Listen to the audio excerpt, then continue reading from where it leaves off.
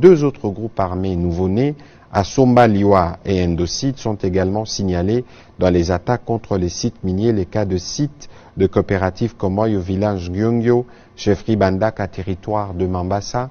Le gouverneur militaire a été instruit pour suivre de près de ramener la paix dans cette partie du pays. L'ordre est donné, l'ordre est exécuté. Les forces armées en Ituri sous le commandement du lieutenant-général Luboyanka Johnny ont anéanti le chef Mai Mai, Lilembo Jean-Robert, alias Endocide, après les opérations d'environ 2 semaines dans le territoire de Mambasa. C'est hors la loi, présumé auteur de plusieurs attaques dans les sites miniers et c'est les habitants du groupement Bafwa-Bango aux environs de PK51, route Isiro, en territoire de Mambasa, a dit le lieutenant Jules Ngongo, porte-parole des opérations militaires en Ituri. Les forces armées de la République démocratique du Congo viennent encore de neutraliser un chef de bandits armés qui ont pris la cible, les sites miniers en territoire de Mambasa et sur la population locale. Et donc, les DGE, les forces armées, ont mis la main sur lui dans un état